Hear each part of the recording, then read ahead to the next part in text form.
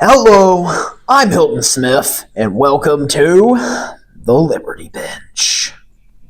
This is an office chair. Sure it is. Does an office chair let the straight spirit of Benjamin Franklin enter your pituitary gland? What? Well then, let's get started. We've come here to talk about, boring science stuff, right? That's what you're talking about, huh? No, actually, I'm here to discuss misinformation and pseudoscience. Yeah, well, I'm a bit of a scientist myself. Really? Yeah, been back at the lab, did some experiments, and I concluded that you're boring! Yeah. Anyway, where would you like to begin? So I heard some crazy stuff on truth_news.com, and I've been hearing about the recent plague in our country. Did you hear that Wi-Fi causes cancer? I can assure you that Wi-Fi does not cause cancer, but that is an interesting thing for you to bring up. While I have no idea where that belief came from, this is a textbook example of pseudoscience. Sure then. How do you explain how I got cancer? You have cancer? Yeah. I found out a week ago. I woke up and my tummy hurt. So I Googled my symptoms on Google.com, and it says I have stage 6 or 7 gastronomia. Now, that's actually why I'm bald. Because you see, I saw everybody who had cancer is bald or whatever. So I assume it's a cure or something. So I just shaved all my hair off.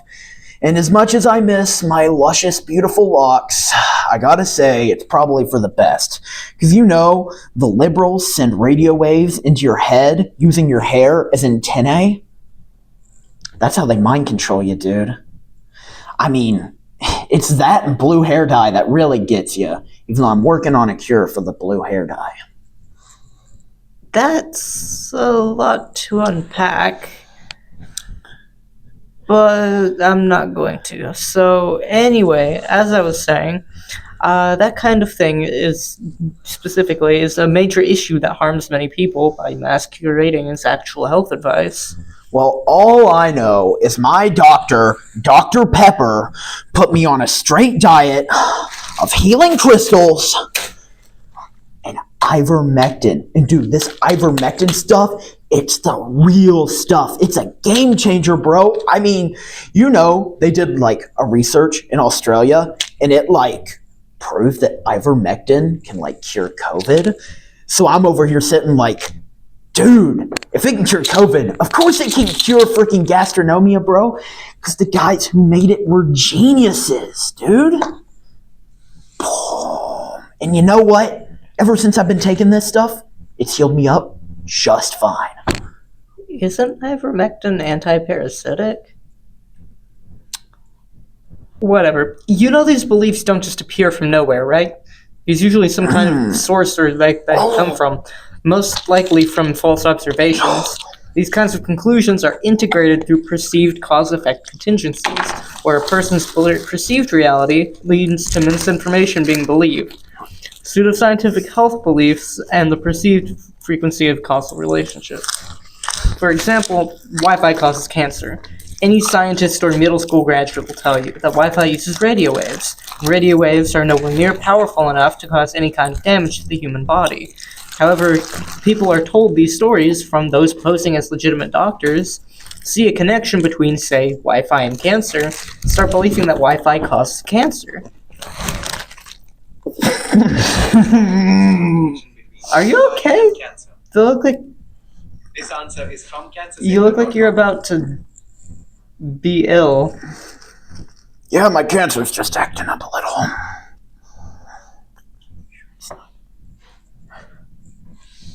Okay.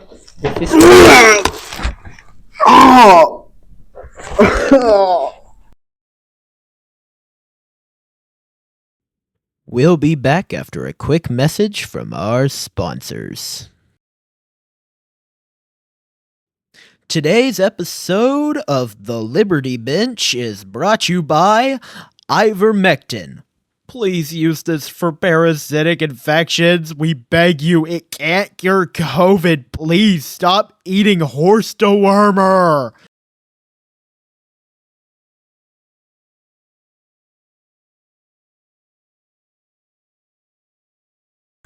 Okay, welcome back to the Liberty Bench. Let's continue where we left off, shall we? Okay, well, I was about to talk about the cost of pseudoscience and how to figure out what does and does not count as misinformation. Oh, costs. Well, I can tell you a lot about costs. I mean, everything's so darn expensive nowadays. I mean, do you know that I pay $294.72 a week for my medication? And this is not the horse dewormer, correct? I mean, it's a decent chunk of it, but that's only $90.93 of it. But I mean, ivermectin is keeping me alive, so I do say it's worth it. Anyway, let's talk about costs. Of course, there's the obvious hospital or funerary costs from mistreating an illness, but there are also the everyday costs that people don't really think much of. For example, supplements. Dietary supplements are often taken by many people for health benefits, but many of these don't actually aid anything. In fact, some can harm your health. That isn't to say you need to stop taking vitamins if you need to, but these other supplements rake in a lot of money for the people who sell them. In fact, supplements accrued $30 billion in sales in 2022 alone. To say that is a lot is an understatement. Dude, I just heard about a new thing. Oh no. Perineum sunning. Oh no. Dude, I gotta no. try this. This No. looks amazing. No, you don't want to do it. You don't Yeah, wanna yeah, do this. yeah. You are. A brisk 2 hours later. Ah, ah, oh, oh, oh.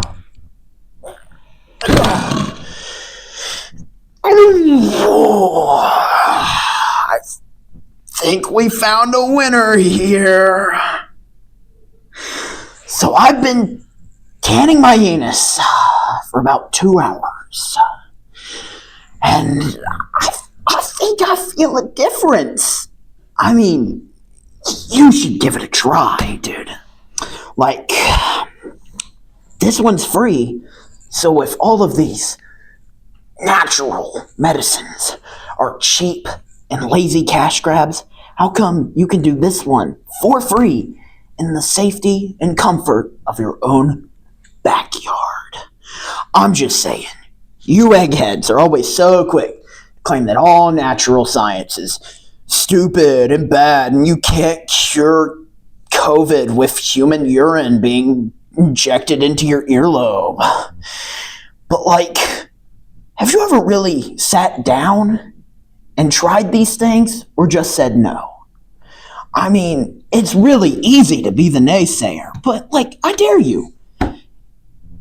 Give perineum sunning a try and feel the difference.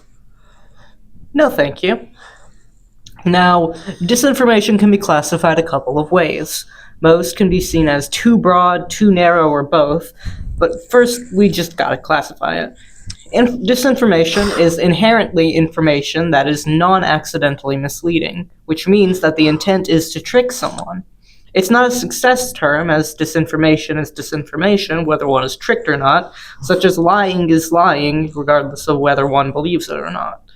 Again, it must be intended to mislead to be in disinformation. It would be misinformation otherwise. Sure, buddy. You know what I'm hearing? Someone who has imbalanced humors. I mean, like, seriously, have you ever considered that maybe our ancestors were right? Like, you're sitting here denying my reasonable and scientific requests. Like, What if it's your modern day bias that is preventing you from reaching your full potential? Like, you're pale and small. And like you sit in a lab making Frankensteins or whatever scientist dudes do. Like, maybe you should learn from our ancestors. I mean, I went to the Amazon once from a local tribe. They taught me their ways. Like, you know that like the Amazonians are like so much healthier than us? I mean, you talk about how alternative health is money hungry and dangerous. But have you ever considered how much pollution comes out of big pharma? Like, they are responsible for making your verified medicines. But that's only due to lobbyists within local governments pushing to have their medicine mandatory for the people, to have a monopoly over the pharmaceutical market. I mean, you guys are killing our local Amazon rainforests. For what? Money? I mean, when you look back through history, you'll find out that medicinal practices weren't too different from our own nowadays. But they were done all naturally without harming the environment. I mean, you know, according to my homies at abdnac.uk, they show that there is fossil proof of advanced surgeries such as C-sections working all the way back in medieval London. And like, they were right about so many things. So what if they were right about everything? I mean, stuff like bloodletting. Think about it. It gets poo-pooed now. Why? Because Big Pharma tells you bacteria exists and all that. I say it's imbalanced humors. You know, believe it or not, actually ginseng is a great supplement to your bloodletting practices due to its anticoagulative properties. It's really good. And I really gotta say, my humors have been so balanced after I figured this out. So like, bloodletting is another natural health solution that isn't meant to make money, and if you want to deny it, then fine, go ahead.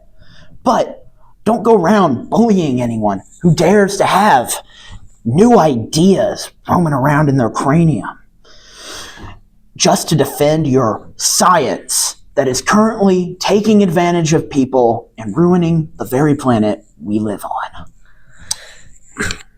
You know what? Somewhere in there was a good point. We do need more regulations to protect the environment and inhibit these companies from doing things like that. It's a major issue, and it's a valid concern to have. I must say, I'm surprised to hear something that nuanced from you, but I digress. Unfortunately, we are on the losing side of this conflict, and valid fears like that only make one susceptible to charlatans. Additionally, despite the shortcomings of the medical industries, science still works. Very rarely does something wrong get treated as science in the scientific community. Boom! I knew you couldn't disprove my lib-destroying truth bomb. Well, with what we know about blood now, doesn't really correspond with the humors existing or bloodletting working. Sure, bucko. You know what happens when you have imbalanced humors? What? Autism! What have I gotten myself into? Autism is a disease spreading throughout the public, corrupting today's youth. The liberals are trying to cover it up, but Tylenol is ruining today's youth. That and circumcisions are causing today's youth to grow up disadvantaged, sad, genderless, and weak. First off, autism is a disorder, not a disease. Secondly, that's another perfect example of pseudoscience. However, this is also an example of disinformation. Purposefully misleading information meant to sow doubt in modern science and legitimize the people that actually believe it already.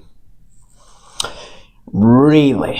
How come Biomed Central had an article proving that Tylenol causes autism. I mean, they did 46 studies, and 27 out of those studies found a positive correlation between autism and prenatal Tylenol use. Weren't those studies heavily biased? And also, doesn't correlation not equal causation? No. Not to mention, all I'm saying is, the leader of the U.S. Department of Health and Services, my personal goat, John Robert F. Kennedy, is picking up exactly what I'm putting down.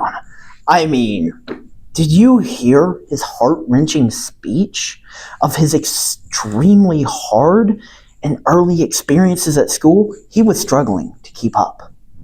That was until he started taking heroin.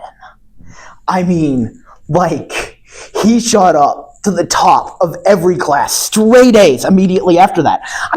How does one think of that? It's genius. I'm surprised I didn't think of it personally. But, that's evidence alone that he contains knowledge that our simple human brains just can't comprehend. And if I have a goat like that on my side, all I'm saying is, thanks for coming, but I'm right and you're short. Bye-bye. Why did I even come here? Oh wait, another thing. Podcasts like this are complicit in the spread of misinformation too. You host guests with legitimate scientific backgrounds alongside complete charlatans, legitimizing the charlatans to your audience by holding them to the same degree as your scientifically minded guests. Quite frankly, it's... Yeah, shut up.